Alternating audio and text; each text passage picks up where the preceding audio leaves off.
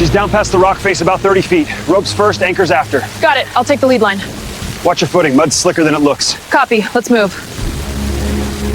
Oh, don't let it slip! Keep the line tight on 3. 1, 2, 3. Is he moving? Please tell me he's moving. He's there. We're bringing him up. Just Dig hold on. in again, heave. Please, baby, hang on. Keep it steady, pull. Dig in, lean back. 3. 1,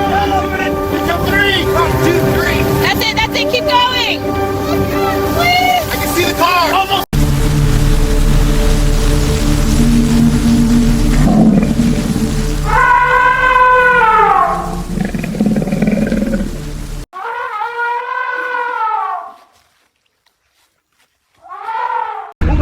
It's slipping!